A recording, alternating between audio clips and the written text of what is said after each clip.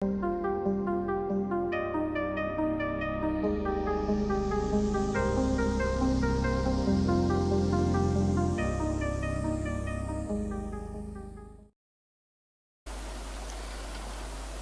भागामध्ये आपण पाहिलं, सुनता म्हणजे देवाचा मनुष्याशी झालेला करार. अब्रामाशी त्यानं करार केला आणि सुनतेचा नियम लावून दिला. येशू ख्रिस्तानं पण तो नियम पाळला. परंतु सुनता म्हणजे देवाच्या लोकांचं वेगळंपण, देवावर त्यांचा भरोसा, जगामध्ये राहत असताना देवाचे लोक आणि परराष्ट्रीय लोक यांच्यामधला भेद ओळखणं म्हणजे ती सुनता. परंतु एक ट्रेडिशन, एक परंपरा या नात्यानं इस्रायल लोकांनी देवाच्या अंतःकरणात नेमकं काय चाललं ही त्यांना कधीच जाणीव निर्माण झाली नाही. आणि मग ते सुनता झाल्यावर त्यांची मान उलटी ताट झाली. परंतु सुनतेचा हेतू, सुनतेचा उद्देश देवाशी चालण्यासाठी शरीरावरती धारण केलेली खून त्यांना आठवण करून देते, तुम्ही देवाचे लोक आहात. पण ते विसरले. यशाच्या ग्रंथामध्ये म्हटलं की तुम्ही माझी अंगणं तुडवत येऊ लागलेला. नियम दिले होते शब्बाताच्या नियमात पण त्यानं सगळा गोंधळ करून घातला. आणि पाहतो की येशू ख्रिस्त म्हणतो मंदिरात गेल्यावर तो माझ्या पित्याच्या घराला प्रार्थना ग्रह म्हणतील, पण तुम्ही त्याला चोर आणि लुटारूंची गुहा केलेली आहे. म्हणजे सगळे नियम जे आहेत ना, या लोकांनी या नियमांना त्याचा दुरुपयोग केला गेलेला आहे. मग येशू ख्रिस्त आला आणि देवाचा स्वच्छ आणि शुद्ध हेतू काय घडलं माहिती का? नेमकं जेवढे संदेष्ट या पृथ्वी तलावरती येऊन गेले, ज्यांना देवाने नियम समजावून सांगितले, हे नियम त्यांना समजावून सांगण्यासाठी ते असमर्थ ठरले. कोणालाच देवाचा हेतू समजावून सांगता आला नाही. मग ज्यानं मानव निर्माण केला, मानव निर्माण करताना जो देवाच्या जवळ होता तो प्रभू येशू ख्रिस्त. त्याला देव पण माहिती होता आणि मानव पण माहिती होता. मग येशू ख्रिस्त स्वर्गातनं पृथ्वी तलावर आला. देवाचा हेतू आणि मानवाचं अंतःकरण याची सांगड त्यानं घातली आणि माणसाला देवाच्या जवळ जाण्याचा मार्ग नेमका कोणता आहे तो त्याने समजावून सांगितलं. मग येशू म्हटला, मार्ग, सत्य आणि जीवन मीच आहे. आता मी सांगतो तसं तुम्ही करा. मग स्वर्गात जाण्यासाठी आवश्यक असणाऱ्या गोष्टींचं सगळी वर्गवारी त्यानं दिलेली आहे आणि ती शिष्यांना पण त्यांनी सांगितली. मग नव्या करामध्ये जर तुम्ही बघितलं ना, जुन्या करातल्या काही आज्ञांचं नव्या करामध्ये त्यानं पुनरुज्जीवन केलेलं आहे. जसं 10 आज्ञे संबंधानं सांगितलेलं आहे. व्यभिचाराचं तर पुनरुज्जीवन त्यानं करताना म्हटलं, जुन्या करात व्यभिचार म्हणजे त्या स्त्रीला आपल्या घरी आणून ठेवणं, पत्नी बनवणं, तिच्याशी व्यवहार करणं. नव्या करामध्ये प्रभू येशू ख्रिस्त त्याला अजून कडक करतो. एखाद्या स्त्री संबंधानं जर तुझ्या डोक्यात वाईट विचार आला तर तू व्यभिचार करतो. म्हणजे नव्या करामध्ये जरी आला तर देवाची भावना, आज्ञेला कुठं ठेच पोचलेला नाही, हे तुला ठेच पोचलेला नाही. म्हणजे जुन्या करामध्ये आणि नव्या करामध्ये येशू ख्रिस्तानं देवाचं अंतःकरण नेमकं काय आहे ते समजावून सांगितलं. आता जुन्या करातल्या लोकांना काय वाटलं, एखाद्याची पत्नी घरामध्ये आणणं म्हणजे व्यभिचार करणं आहे. आता येशू म्हणतो ते नाही देवाची भावना. तुमच्या डोक्यात वाईट विचारच नाही यायला पाहिजे त्या स्त्रीचं म्हणणं ही देवाची भावना आहे. आता सुनतेच्या बाबतीमध्ये पण तसंच घडलं. या लोकांनी एक ट्रेडिशन, देव सांगतो म्हणून करायचं, फक्त शरीरावरती चिन्ह धारण करायचं, मग जीवन कसं का असेना त्याला महत्त्व दिलं नाही. आणि मग त्यांच्यामध्ये 2 गट पडले. आता जे आम्ही पाहणार आहोत, सुनता करायची म्हणजे देहाची करायची का मग नुसती? देवाला अपेक्षित फक्त देहच होता का सुनतेमध्ये? मग सुनतेमध्ये देवाचं व्यापक स्वरूप कसं कोणतं होतं? जसं व्यभिचाराच्या संबंधानं म्हटलेलं आहे, व्यापक स्वरूप येशू ख्रिस्ताने नव्या करामध्ये सांगितलं. वाईट विचार आला तर व्यभिचार केला. म्हणजे स्त्रीविषयीची भावना तुझी पवित्र असली पाहिजे या हेतून आज्ञा दिली. तसं सुनतेची पण भावना होती. मग ती देहाचीच करायची होती का नुसती सुनता? मग देहाची सुनता करायची असती तर मग पुष्कळ लोक सुनता करून स्वर्गामध्ये गेले असते, परंतु तो हेतू नव्हता. आता लक्षात घ्या, पौलानं या सुनते आणि सुनते संबंधानं लोकांना फार सुंदर शिक्षण द्यायला सुरुवात केली. पौल आणि पेत्र या दोघांनी मिळून त्याला आणि जोर देऊन जास्तीत जास्त लोकांचं तारण करून त्यांना स्वर्ग राज्यामध्ये आणण्यासाठी त्यांनी ती भूमिका निभावलेली आहे. म्हणून सगळ्यात महत्वाची गोष्ट, जगातल्या प्रत्येक व्यक्तीला यहोवा देवानंच निर्माण केले. वेगळ्या जगातल्या वेगवेगळ्या धर्माच्या लोकांना वेगवेगळ्या देवानं निर्माण केलं नाही, एकाच देवानं निर्माण केलेलं आहे. देवाची हस्तकृती आहे आणि देवाची इच्छा आहे जगातल्या प्रत्येक जाती धर्माच्या व्यक्तीनं त्या स्वर्ग राज्यामध्ये यावं, ख्रिस्ती व्हावं नाही बरं का, त्यांचं परिवर्तन व्हावं आणि त्यांनी स्वर्गामध्ये प्रवेश करावा. आता पौल जो आहे ना, प्रेषितांच्या कृत्यामध्ये आम्ही जाणार आहोत, 26वा अध्याय त्याचं 5 वचन. पौल सांगतो आणि त्या पौलाच्या सांगण्यावरती आम्ही विश्वास ठेवायलाच पाहिजे का? कोण आहे पौल? तो धर्म पाळत होता का? प्रेषितांचं कृत्य 26वा अध्याय 5 वचन. हा, ते पहिल्यापासून मला ओळखतात म्हणून त्यांची मर्जी असल्यास ते 26वा अध्याय 5 वचन. हा, ते पहिल्यापासून मला ओळखतात म्हणून त्यांची मर्जी असल्यास ते साक्ष देतील की आमच्या धर्माच्या अत्यंत कडकडीत पंथाप्रमाणे मी परुषी होतो. आता देवानं आमच्या पूर्वजांना जे वचन दिलं त्याची आशा धरल्याबद्दल. पौल जो आहे ना, यहुदी धर्म कडकडीत पाळणारा व्यक्ती आहे. मग यहुदी धर्मातलं प्रत्येक शिक्षण ते तसंच आहे असं मानणारा व्यक्ती आहे. आता पौलाचं परिवर्तन झालं, त्याला येशू भेटला, खरा देव त्याला समजला. पौला संबंधाने मी बऱ्याच एपिसोडमध्ये समजावून सांगितलं, त्याच्यामध्ये तुम्ही पाहिलं, हा ख्रिस्ती लोकांचा छळ करणारा पौल आहे. आणि ख्रिस्ती लोकांचा छळ का केला? कारण ते येशूला मसीहा मानतच नव्हते ना. मग ख्रिस्ताचे अनुयायी पण ते यहुदी लोकांच्या विरोधात आहे, बायबलच्या विरोधामध्ये, असं त्यांचं मत त्या ठिकाणामध्ये तयार झालं. मग यानं त्या ख्रिस्ती लोकांना आपल्या एक नंबरचा शत्रू म्हणजे यहुदी धर्मातलं बायबल जे पवित्र शास्त्र आहे, या पवित्र शास्त्राचं शत्रू त्यांनी मांडलेलं होतं. आणि पौल मोठ्या लोकांबरोबर, या जे शास्त्री पुरुषी यांच्याबरोबर त्याचं उठणं बसणं होतं. हा नावाजलेला व्यक्ती आहे, अगदी त्या रोमी सरदारापासून सगळ्याची त्याची ओळख आहे. आणि बायबलचं त्याच्या संबंधाने लोक माझ्याविषयी साक्ष देतात, यहुदी धर्मातला मी कट्टर व्यक्ती आहे. मग यहुदी धर्म माहीत असताना त्याला येशू पण कळाला आणि येशू म्हटला, मी पित्याची इच्छा पूर्ण करण्यासाठी या जगामध्ये आलो. मग ज्याला येशू समजला त्याला देवाची इच्छा पण समजली.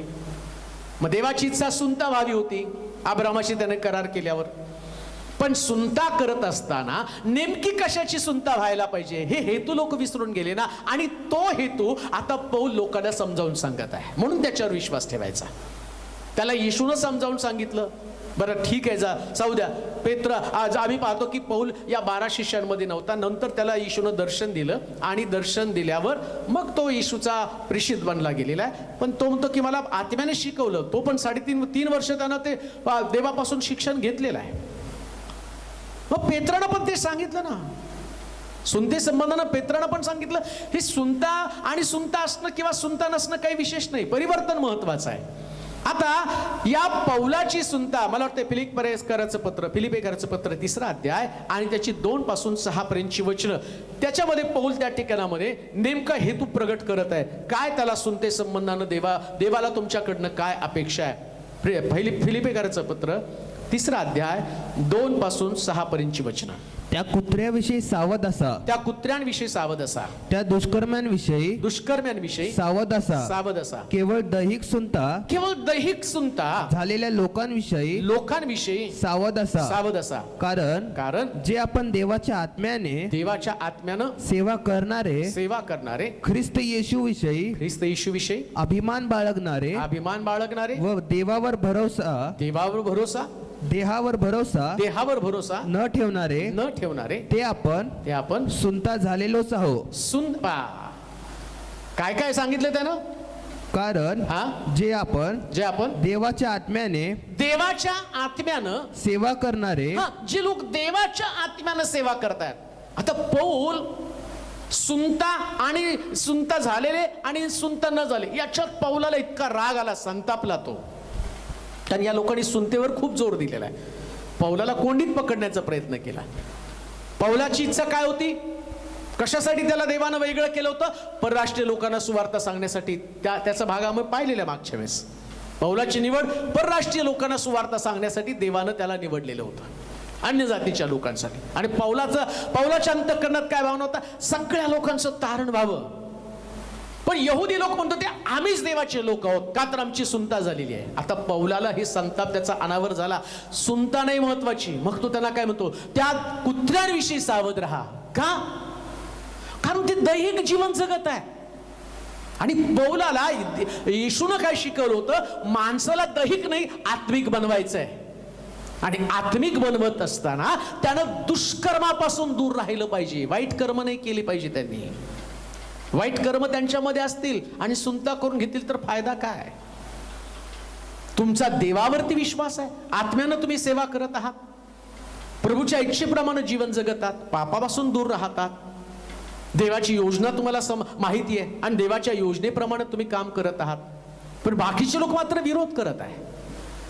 अजून एक गोष्ट मी तुम्हाला सांगतो, इथं ख्रिस्तीपणाला एक आव्हान आहे, चॅलेंज आहे बरं का.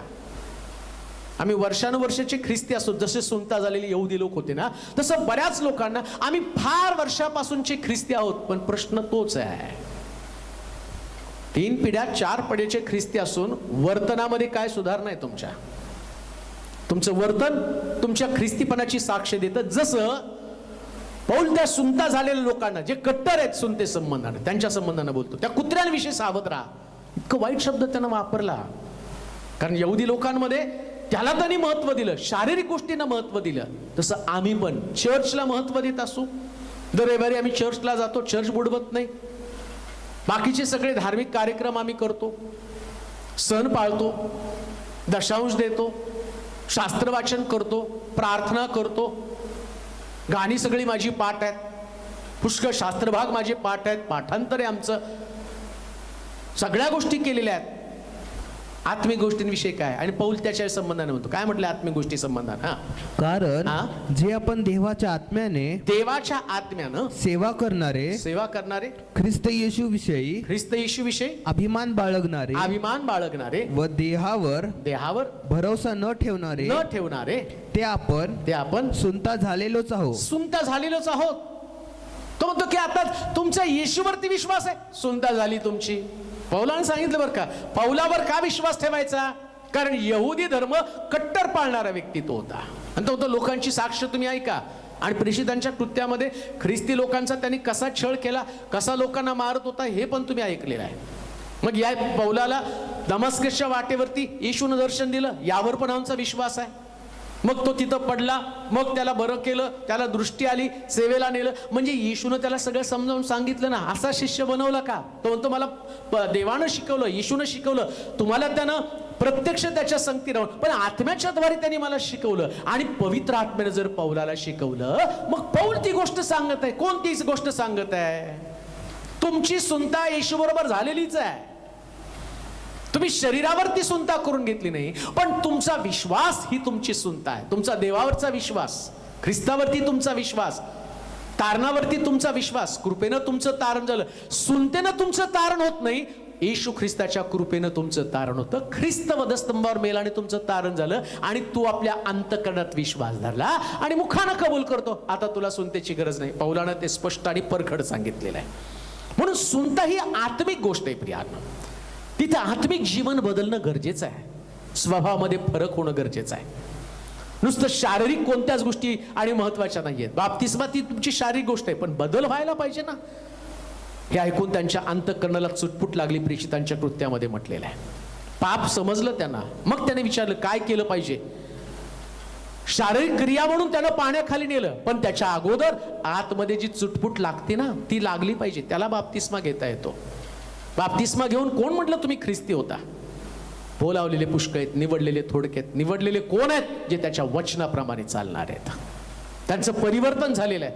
आणि हीच गोष्ट पौल स्पिरिच्युअल मनुष्य त्या ठिकाणात या नात्याने तो समजावून सांगत आहे. तर जे ख्रिस्त येशू विषयीचा अभिमान बाळगतात, ज्याला येशूचा अभिमान आहे ना, अभिमान असणं म्हणजे त्याची कृत्य अनुसरणं.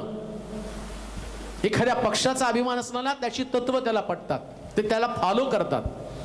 तसं येशू विषयीचा अभिमान मला, मी येशूला फॉलो करतो, त्याच्याप्रमाणे चालतो. मग तो काय म्हणतो? ज्याला ख्रिस्ताविषयीचा अभिमान आहे त्याची सुनता झालेली आहे. तो अभिमान आहे का तुम्हाला? ईर्ष्या आहे का देवाविषयी तुम्हाला? ईर्ष्या तुमच्याकडे नाहीये. पण चर्चच्या नोंदवहीमध्ये तुमचं नाव आहे. कधी चर्चलाच गेला नाही, कधी प्रार्थनाच केली नाही, कधी विश्वासच ठेवला नाही, कधी त्याच्या तत्वाप्रमाणे तुम्ही चाललाच नाही.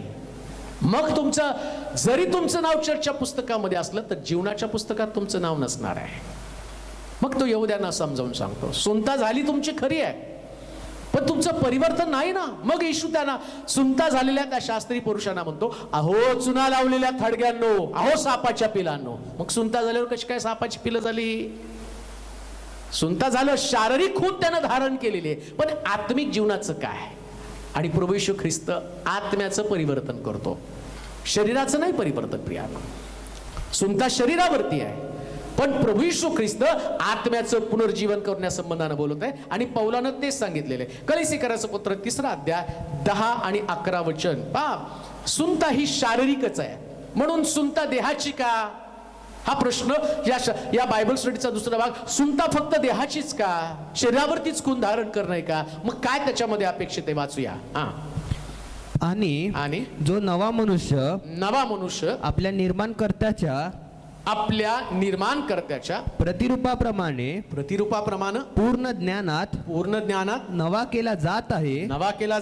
त्याला तुम्ही धारण केले आहे. यात हेलनी व यहुदी सुनता झालेला व न झालेला बर्बर व स्कुथी दास व स्वतंत्र हा भेदच नाही. तुम्ही शारीरिक खून धारण करून बऱ्याच गोष्टी बोलता, प्रौढी मिरवता. काय प्रौढी? माझी सुनता झाली. पौल म्हणतो, अरे सुनता झाली, सुनता न झाली, यहुदी, हेलनी, दास, स्वतंत्र, हा भेद आहे कुठं? हे तर तुमच्या डोक्यामध्ये आलेली कल्पना आहे. माझी सुनता झाली, मी यहुदी आहे. पण पौल जो कट्टर यहुदी सांगतो, प्रश्न तो नाही, यहुदी असण्याचा प्रश्न नाही. प्रश्न आहे परिवर्तनाचा, प्रश्न आहे जीवन बदलण्याचा, प्रश्न आहे नव्या जन्माचा. वाच बरं ते वचन परत. आणि जो नवा मनुष्य सुनता होणं म्हणजे नवा मनुष्य होणं. अब्रामाला देवानं नवा मनुष्य बनवला म्हणजे काय झालं माहिती का? त्याचे गणगोत, त्याचे नातेवाईक, त्याचा देश, त्या जो बनवत असलेले आधीचा त्याचा धंदा त्यानं सगळं सोडला आणि तो कनान देशाकडे निघाला. तो त्याला कनाना संबंधानं बोलत आहे बरं का. येशू पण म्हणतो, जो कोणी माझा शिष्य पाहतो त्यांना आत्मनिग्रह करावा, आपला बाप, आपली आई, आपला भाऊ, आपली बहीण या सर्वस्वाचा त्याग करून त्याने माझ्या मागे यावा, स्वनाकार त्यानं करावा. आता सुनते संबंधानं पौल काय म्हणतो माहितीये का? सुनता झाली काय न झाली काय याच्यापेक्षा तुमचा मनुष्य नवीन व्हायला पाहिजे. आणि मनुष्य नवीन होत असताना हा मनुष्य देवाच्या प्रतिरूपाचा बनावा, देवासारखा बनावा, देव सदृश्य त्याला बनलं पाहिजे. देवाचे स्वभाव, देवाचा विश्वास, देवाची शुद्धता, देवाची पवित्रता, देवाची सहनशीलता, देवाचं प्रेम त्याच्यामध्ये आलं पाहिजे. म्हणजे त्याची मग तिथं सुनतेला महत्व नाहीये. या लोकांचं प्रॉब्लेम काय झालं माहिती का? त्यांनी शारीरिक सुनतेला महत्व दिलं आणि पौलाला आधी हा पौल त्या सुनतेला जोर देत होता. आता त्याचे आत्मिक नेत्र उघडले.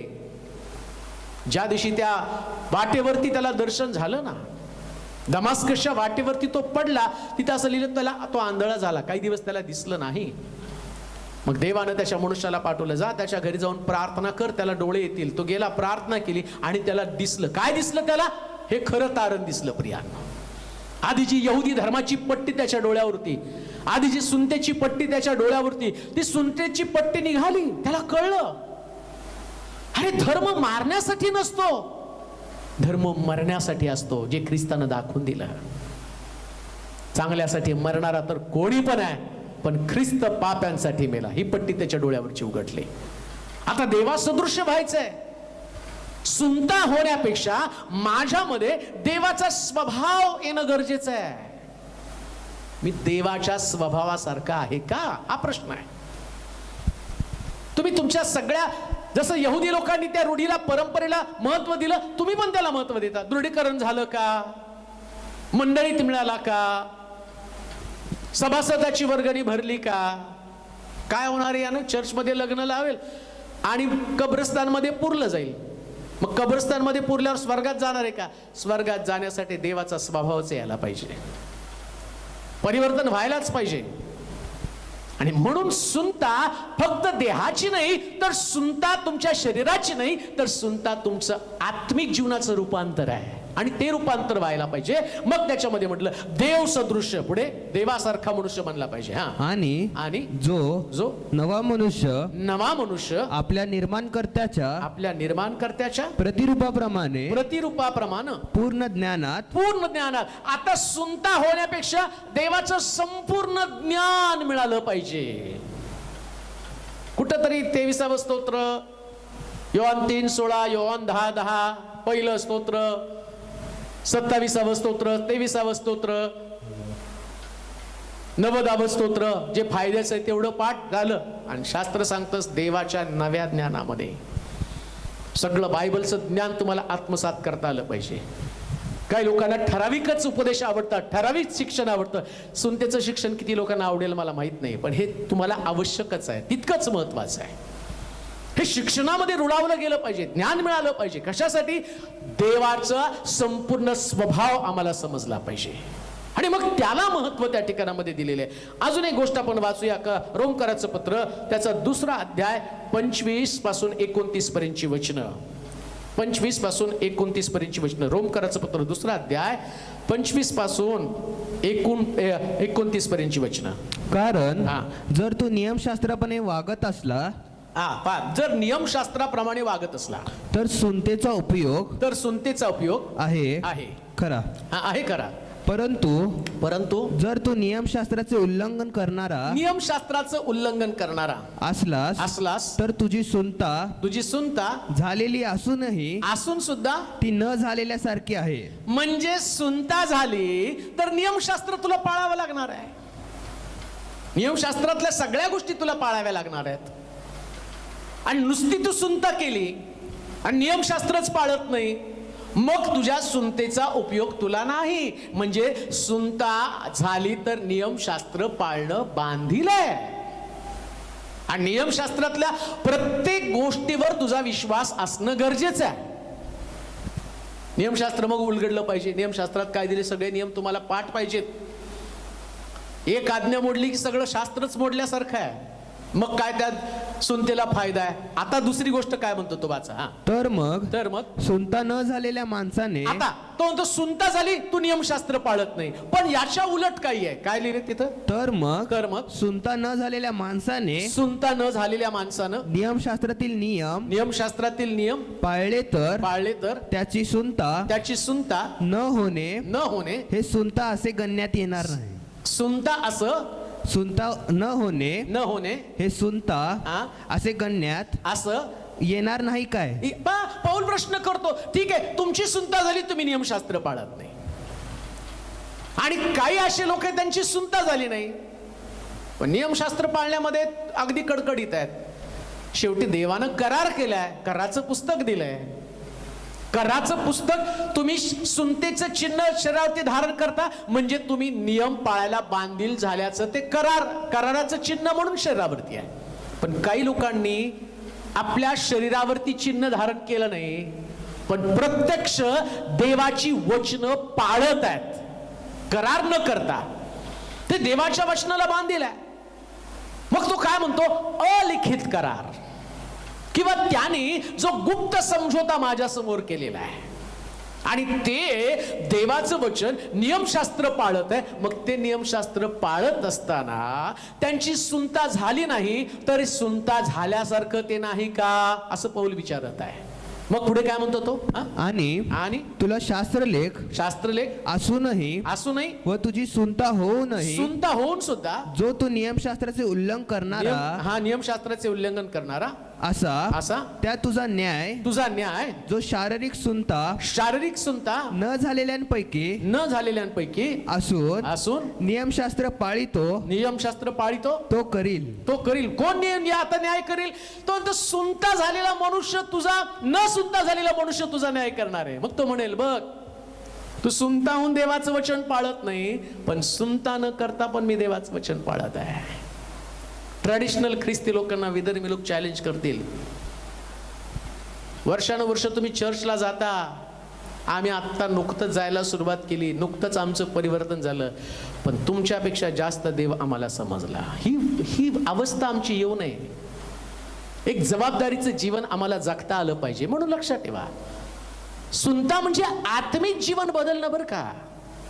ती शरीराची खून जरी असली ना, तर त्यात देवाचा हेतू काय? तुम्ही करार पाळावा, वचन पाळावं. देवाचं वचन पाळणं महत्वाचं आहे. बोल घेऊन असता कामा नाही. नुसतं खूप चांगलं चांगलं बोलणं देवाविषयी म्हणून उपयोगाचं नाही. म्हणून तो म्हटलं, मला प्रभूजी प्रभूजी म्हणणाऱ्या प्रत्येकाचा प्रवेश स्वर्गाच्या राज्यात होईल असं नाही. जो माझ्या पित्याच्या इच्छेप्रमाणे वागतो त्याचाच प्रवेश होणार आहे. खूप संदेश दिले भारी भारी. नियमच पाळला नाही तर उपयोग काय त्याचा? मी पण पाळत नाही, दुसऱ्याला पण पाळायला शिकवत नाही, मी फक्त वाद घालतो. हे परुषी लोक, शास्त्री लोकांचं तसंच झालेलं आहे. त्यांनी सुनतेला महत्व दिलं आणि पौल त्याचं खंडन करतो. तो म्हणतो नाही, ज्यांनी सुनता केली नाही ते लोक तुमचा न्याय करतील का? कारण हे परराष्ट्रीय लोक, अन्य जातीचे लोक, ज्यांना येशू माहित नव्हता, यांनी ख्रिस्ताला स्वीकारलं, त्यांनी नियमशास्त्र पाळलं.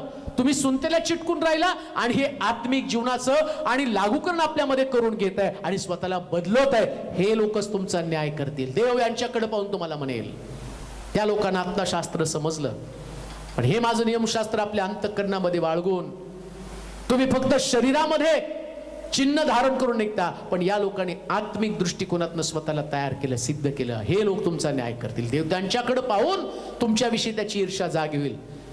माझे लोक वर्षानुवर्ष माझ्याकडे दुर्लक्ष करून चालत आहे, पण ज्यांना मी आत्ता सापडलो ते लोक मात्र या ठिकाणामध्ये माझं अनुसरण करत आहे. आणि प्रभूला या गोष्टीचा राग येणार आहे आणि ते तुमचा न्याय करतील. रोमकराचं पत्र 3 अध्याय 28 पासून 31 पर्यंतची वचनं वाचूया. आता पहा, म्हणजे असं याचा अर्थ होत नाही की मग चला सुनता झालेले लोक आता एकदम बेकार लोक आहेत, न झालेले चांगले आहेत, असं पण पावलाला म्हणायचं नाही. प्रश्न तो येणारच आहे, ज्यांची सुनता झाली त्यांचं काय? मग काय लिहिलं आता पौल काय म्हणतो, वाचा त्या ठिकाणात. कारण नियमशास्त्रातील कर्मा वाचून मनुष्य विश्वासानं नीतिमान ठरतो असे आपण मानतो.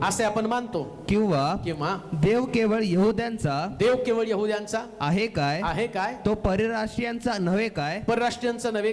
हो, देव जर एकच आहे आणि तो सुनता झालेल्यांना विश्वासानं व न झालेल्यांना तसाच विश्वासाच्या द्वारे नीतिमान ठरविल तर तो परराष्ट्रीयांचाही देव आहे. तर मग आपण विश्वासाने नियमशास्त्राला निरर्थक ठरवतो काय? कधीच नाही. उलट आपण नियमशास्त्राची स्थापना करीत. बरेच लोक म्हणतात नियमशास्त्र संपलं. पौल म्हणतो विश्वासानं नियमशास्त्राचं उल्लंघन होत नाही, नियमशास्त्राची स्थापना होती. म्हणजे पौलाला परत त्या गोष्टीकडे पण त्याचं लक्ष लावत आहे. दोन्ही गोष्टी पौल त्या ठिकाणामध्ये आणत आहे. कोणत्या गोष्टी? एक विश्वास ठेवून सुनता करतो आणि दुसरा व्यक्ती तोही विश्वास ठेवतो पण तो सुनता करून घेत नाही. तो सुनता करणं आणि न करणं महत्वाचं नाही, नियमशास्त्राची स्थापना होणं महत्वाचं आहे. वचनाची स्थापना होणं गरजेचं आहे, वचन पाळणं गरजेचं आहे. मग परराष्ट्रीय लोकांचा देव नाही का? फार सुंदर म्हटलं त्यानं. जर देव एकच आहे आणि या देवानं जगातल्या प्रत्येक व्यक्तीला निर्माण केलं असं तुमचा विश्वास आहे, मग यहुदी लोक सुनता करतात म्हणून ते देवाचे लोक, आणि परराष्ट्रीय लोक सुनता करत नाही म्हणून ते देवाचे लोक नाही का? असं केलं तर देवाच्या विश्वव्यापी स्वरूपाचं तुम्ही आणि त्याला तुम्ही छेद देत आहात. मग पौल त्या लोकांना समजावून सांगताना म्हणतो, अरे तुम्ही सुनता केली आणि नियमशास्त्राला तुम्ही बांधील झाला ते तुम्ही पाळता. परराष्ट्रीयांनी सुनता केली नाही पण त्यांनी देवावरती विश्वास ठेवला, देवाचं नियम पाळतात. तुम्ही दोघं जण मिळून काय करता? नेमकं नियमशास्त्राची स्थापना करता. त्याच्यामुळं तुम्हाला दोघांना सुद्धा विश्वासानं तुम्ही नीतिमान ठरला जाणार आहात. तुमचं नीतिमत्व महत्वाचं आहे, देवावरची श्रद्धा महत्वाची आहे. म्हणून हा वाद असता कामा नये. त्यांची सुनता झाली का आणि यांची सुनता झाली नाही का? सगळ्यात महत्वाचा गाभा काय? देवाचा हेतू काय सुनते संबंधानं? त्यानं देवावरती विश्वास ठेवावा. अब्रामानं देवावरती विश्वास ठेवला, त्याच्या मुलांना ते समजावं म्हणून तिथं आणि हे कराचं चिन्ह दिलं. एक वचन अजून वाचा, मग तुम्हाला समजेल. निर्गमाचं पुस्तक 4 अध्याय 24 पासून 26 पर्यंतची वचनं. निर्गमाचं पुस्तक 4 अध्याय 24 ते 26 पर्यंतची वचनं पहा, तुम्हाला सुनतेचं महत्व त्यावेळेस समजणार आहे. वाचा निर्गमाचं पुस्तक 4 अध्याय 24 ते 26 वचन. मग मोशे प्रवास करीत असता उतार शाळेत असे झाले की परमेश्वराने त्याला गाठून जिवे माराव्यास पाहिलं. तो सिपोरा हिने एका धारेची गारगोटी घेऊन आपल्या मुलाची अग्रत्वचा कापली आणि ती मोशेच्या पायापाशी ठेवून ती म्हणाली, तू रक्ताने मिळवलेला माझा नवरा आहेस. पहा, इथं मोशेच्या बाबतीमध्ये तसं घडलं. मोशे उतार शाळेमध्ये असताना नेमकं देवाचा दूत त्याला प्रहार करण्यासाठी मारण्यासाठी आला. आता काय घडलं माहिती का? मोशेच्या बायकोच्या लक्षात आलं, माझ्या मुलाची सुनता व्हायला पाहिजे. म्हणजे मोशेच्या मुलाची सुनता झाली नव्हती, तिनं गारगुटी घेतली, अग्रत्वाच्या मुलाची काढली आणि मोशेच्या भोवती ती त्वचा टाकली आणि रक्त सांडून काय म्हटली, माझ्या नवऱ्याला रक्तानं मी विकत घेतलेला आहे. म्हणजे सुनता म्हणजे नेमकं काय? रक्त सांडणं. मोशेसाठी पुत्रानं रक्त सांडलं, आमच्यासाठी देवाच्या पुत्रानं रक्त सांडलं आणि आम्ही रक्तानं विकत घेतलेले आहोत. म्हणून आमचा जीव वाचला. सुनतेने नाही वाचला जीव आमचा, रक्तानं जीव वाचलेला आहे. जे ख्रिस्तानं आमच्यासाठी रक्त सांडलं, तिथं देवाला ते दाखवायचं होतं. उगाच मोशेला मारत होता का तो? प्रत्येक गोष्टीतनं त्याला काहीतरी सूचित करायचं होतं. मग गलतीकराच्या पत्रामध्ये आपण जाऊया. गलतीकराचं पत्र 6 अध्याय 12 पासून 15 पर्यंतची वचनं. गलतीकराचं पत्र 6 अध्याय आणि 12 ते 15 पर्यंतची वचनं. देवाचा सुनते संबंधानं हेतू आता स्पष्ट त्या ठिकाणामध्ये प्रभू आम्हाला सांगत आहे. ते आमचं आत्मिक सुनता देहाची नाही, सुनता आमच्या आत्म्याची व्हायला पाहिजे. गलतीकराचं पत्र 6 अध्याय 12 ते 15 वचन. जितके दही गोष्टीचा डौल मिरवू पाहतात तितके ख्रिस्ताच्या वधस्तंभामुळे स्वतःचा छळ होऊ नये म्हणून तुम्हाला सुनता करून घेण्यास भाग पाडतात. कारण सुनता करून घेणारे स्वतःही नियमशास्त्र पाळीत नाही, तर तुमच्या देहावरून नावाजून घेण्यासाठी तुमची सुनता व्हावी अशी इच्छा बाळगतात. आपला प्रभू येशू ख्रिस्त याच्या वधस्तंभाच्या अभिमानाशिवाय कशाचाही अभिमान बाळगणे माझ्या हातून न हो. त्याच्याद्वारे जग मला वधस्तंभावर खिळले आहे व मी जगाला वधस्तंभावर खिळलेला आहे. तो म्हणतो की सुनता तुम्ही करून घेताना तर तुम्ही प्रौढी मारता, पण प्रभू येशू ख्रिस्त वधस्तंभावरती गेला. सुनतेचा नाही अभिमान बाळगायचा. कशाचा अभिमान बाळगायचा? ख्रिस्त वधस्तंभी गेला आणि माझं तारण झालं, सुनतेनं नाही. जे आम्ही मागच्या भागात प्रेषितांच्या कृत्यामध्ये वाचलो, तुमची सुनता नाही म्हणजे तुमचं तारणच नाही. मग सुनतेनं जर तारण व्हायला पाहिजे तर येशू ख्रिस्ताला वधस्तंभी कशाला जायला पाहिजे? जर सुनतेमध्ये तारण लपलं तर ख्रिस्ताचं वधस्तंभी जाणं व्यर्थ ठरतं. मग पौल म्हणतो, मी बाकीच्या गोष्टीचा अभिमान नाही बाळगत. कोणता अभिमान? मी यहुदी आहे, माझी सुनता झाली, हा माझा अभिमान नाही. माझा अभिमान काय? ख्रिस्त वधस्तंभी गेला, माझ्यासाठी, माझ्या पापासाठी तो मारला गेला.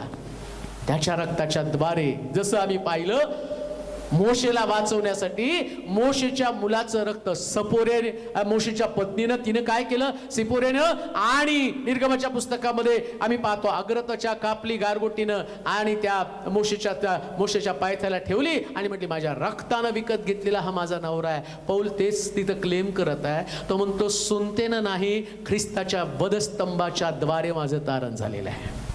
ते महत्वाचं आहे. त्याचा अभिमान बाळगा. बाकीचे लोक प्रौढी मिरवत आहे, त्यांच्या धर्माच्या कल्पना, त्यांचं धर्मसिद्धांत ते मांडत आहे, परंतु सगळ्या सिद्धांताला छेद देणारा सिद्धांत कोणता? येशूच्या रक्ताच्या द्वारे माझ्या पापांची क्षमा झाली, मी स्वर्गामध्ये जाण्यासाठी लायक झालो, हा सिद्धांत आहे. मग तो त्याचा अभिमान बाळगू नका. देवाला अपेक्षा काय? तो म्हणतो सुनते संबंधी देवाचा हेतू काय, आणि ते म्हणजे प्रत्येक व्यक्ती नवी उत्पत्ती व्हावी, न्यू क्रिएशन, नवनिर्मिती तुम्ही बनावी, नव्या स्वभावाचं तुम्ही बनावं. बरं, तुम्ही म्हणाल हे सगळं नव्या करामध्ये आहे, पण जुन्या करात पण देवाला हे सांगायचं होतं जे लोकांच्या लक्षात कधीच आलं नाही. म्हणून मी तुम्हाला सांगितलं, सुनता देहाची का सुनता आत्म्याची? सुनता म्हणजे फक्त शरीरावरती चिन्ह धारण करणं का देवाला नेमकं आमच्याकडनं काय अपेक्षित आहे? अनुवादाचं पुस्तक आणि त्याचा 10वा अध्याय आणि त्याचं 16 वचन वाचा बरं. अनुवादाचं पुस्तक 10वा अध्याय आणि त्याचं 16 वचन काय लिहिले अनुवादाच्या पुस्तकामध्ये, जे आणि गलतीकराच्या पत्रामध्ये आम्ही वाचलं. देवाचा हेतू काय त्या ठिकाणामध्ये होता, जे अनुवादामध्ये पुन्हा त्याला रिपीट करावं लागलं. काय होतं वाचा. म्हणून तुम्ही आपल्या अंतःकरणाची सुनता करा आणि यापुढे ताठमानेचे राहू नका, कारण तुमचा देव परमेश्वर हा देवादिदेव प्रभूंचा प्रभू महान पराक्रमी व भययोग्य देव असून तो कोणाचा पक्षपात करीत नाही. कोणाचा पक्षपात करत नाही. तो शारीरिक सुनतेविषयी बोललं का? बरं, सुनता अंतःकरणाची, आत्मिक जीवनाची सुनता व्हायला पाहिजे, देहाची नाही. इकडे या लोकांनी देहाची सुनता केली, आत्म्याचं काय? मग तो म्हटलं सुनता देहाची नको, तर तुमच्या अंतःकरणाची सुनता होऊ द्या. आणि अंतःकरणाची सुनता झाली की देवाचं भय आतमध्ये येतं. मग देवाचं भय आतमध्ये आलं ना, मग मनुष्य पाप कधी करत नाही प्रियानो. त्याच्या हृदयामध्ये चुकीच्या गोष्टी कधी येत नाही. त्याचं हृदय नेहमी देवाला निवास करणारी जागा, देवाचं मंदिर बनतं. परमेश्वराची भीती आमच्या अंतःकरणामध्ये निर्माण व्हायला पाहिजे. काय होतं माहिती का, शरीरात दाखवलं, अंतःकरणात देव नाही. शरीरात कुठं सुनता झाली, अंतःकरण देवानं पाहिलं, देवाला वाईट वाटलं. अनुवादामध्ये पुन्हा इंटरप्रिटेशन झालं, अनुवादाचं पुस्तक पुन्हा लिहिलं गेलं आणि त्याच्यामध्ये काय लिहिलं माहिती का, तो म्हटला सुनता तुमच्या शरीराची नाही, तर सुनता तुमच्या अंतःकरणाची व्हायला पाहिजे. आणि तुमच्या अंतःकरणाची सुनता झाली ना, मग त्याच्यामध्ये देवाला महत्वाचं स्थान असणार आहे. त्यानंतर 30वा अध्याय 6 वचन वाचा. परत तिथं रिपीट किती वेळा केले ते वाचूया. 30वा अध्याय, अनुवादाचं पुस्तक 30वा अध्याय 6 वचन. तुझा देव परमेश्वर तुझ्या हृदयाची व तुझ्या वंशाच्या हृदयाची सुनता करेल. अब्रामाला म्हटलं तुझ्या मुलाची सुनता कर, दासाची सुनता कर, नोकर चाकराची सुनता कर. पण यांनी शारीरिक सुनता केली आणि मनुष्य शारीरिक गोष्टीलाच महत्व देऊ लागला. आता इथं 10व्या अध्यायाच्या 16 वचनामध्ये म्हटलं करा. 10वा अध्याय 16 वचन वाचवर काय म्हटलं त्यांनी, म्हणून तुम्ही आपल्या अंतःकरणाची सुनता करा. इथं म्हटलं तुम्ही करा, तरी लोक करायला तयार नाही सुनता हृदयाची. मग देवाला कठोर निर्णय घ्यावा लागला. आणि मग तो 30व्या अध्यायाच्या 6व्या वचनामध्ये काय म्हणतो, तुझा देव परमेश्वर तुझ्या हृदयाची व तुझ्या वंशाच्या हृदयाची सुनता करील. आता देव सुनता करील, तुम्ही नाही करायला तयार. तुमचं हृदय तुम्ही साफ करायला तयार नाही, तुमच्या हृदयाची घाण तुम्ही काढायला तयार नाही. पण देवानं त्यालाच महत्व दिलं. कोणतं? सुनता हृदयाचीच व्हायला पाहिजे. अग्रत्वाच्या तिथली काढू नका, शरीराची काढू नका. अग्रत्वाच्या तुमच्या हृदयामध्ये साठलेली घाण, ती घाण बाहेर काढली पाहिजे. मग आता घाण कोण बाहेर काढणार आहे? देवच काढणार आहे. काय लिहिलंय? हृदय परमेश्वरच. तुझा देव परमेश्वर तुझ्या हृदयाची व तुझ्या वंशाच्या हृदयाची सुनता करील आणि आपण जिवंत राहावे म्हणून तू आपला देव परमेश्वर याच्यावर संपूर्ण मनानं व संपूर्ण जीवाने प्रेम करावे. आता हृदयाची सुनता केली ना, मग तू देवावरती प्रेम करशील. फार सुंदर आहे.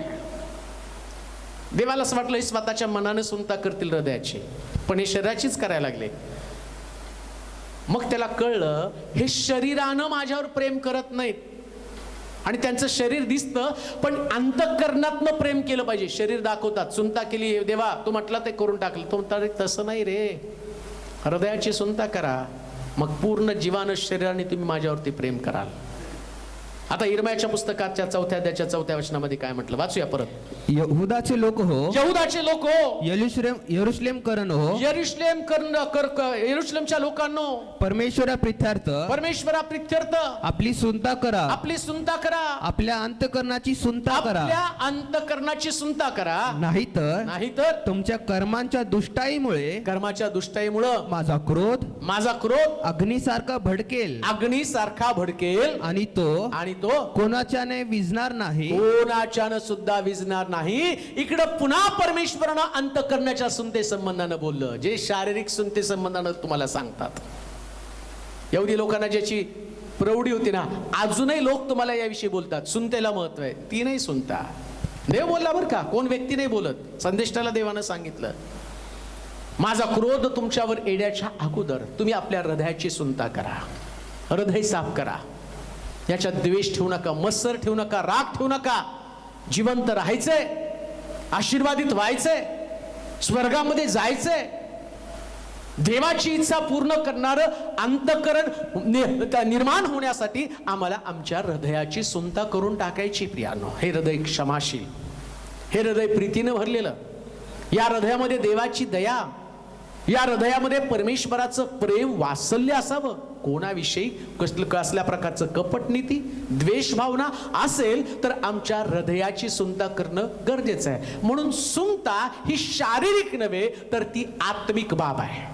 देहाची सुनता नाही महत्वाची, तर तुमच्या अंतकरणाची, कानाची, तुमच्या विचारांची, तुमच्या तोंडाची सुनता होणं गरजेचं आहे. याच्यातनं कुठल्याच अशुद्ध अमंग गोष्टी बाहेर पडता कामा नये. सुनता म्हणजे तुमचं परिवर्तन, सुनता म्हणजे देवावरचा विश्वास, आणि याच्याद्वारेच तुम्ही देवाला प्रसन्न करू शकणार आहात. शारीरिक सुनता महत्वाची नाही, तर आत्मिक सुनता महत्वाची आहे. प्रभू तुम्हाला आशीर्वादित करू. आपण प्रार्थना करू. सर्वसमर्थ देवा, आभार मानतो तुझ्या शिक्षणाबद्दल. बऱ्याचशा गोष्टी आमच्या आकलनाच्या पलीकडच्या असतात, पण पवित्र आत्म्याबद्दल आम्ही तुला धन्यवाद देतो. तो नवीन रिव्हिलेशन आम्हाला देत आहे. हे सर्वसमर्थ देवा, या तुझ्या लोकांना मी तुझ्या स्वाधीन करत असताना तुझ्या लोकांची गरज तुला ठाऊक आहे. शिक्षणानं तुझे लोक मजबूत कर आणि त्यांना देवाचं अंतकरण समजू दे. प्रभू, काय अपेक्षित करत आहे, त्याला आमच्याकडनं कोणत्या गोष्टी अपेक्षित आहे. एखादा नियम लावून देत असताना तो कधीच शारीरिक नियम म्हणून त्यानं आम्हाला शिकवला नाही, तर तो आत्मिक नियम असावा, याकडे त्याचं कटाक्षानं लक्ष आहे. परंतु बऱ्याच वेळा तुझे लोक चुकले. त्यांनी शरीराला महत्व दिलं नाही, पण महत्व दिलं, पण आपल्या आत्म्याला महत्व दिलं नाही. पण आज ऐकणाऱ्या प्रत्येक व्यक्तीचे विचार बदलले जाऊ दे. सर्वांच्या हृदयाची सुनता होऊ दे. द्वेष, राग, लोभ, मत्सर या सगळ्या गोष्टी त्यांच्यातनं काढून टाक. देवाचं प्रेम, सहनशीलता आणि क्षमेचं अंतकरण त्यांना दे. सुनता झालेलं अंतकरण त्यांना दे, यासाठी की देवाची खरी ओळख त्यांना पटली जाऊ दे.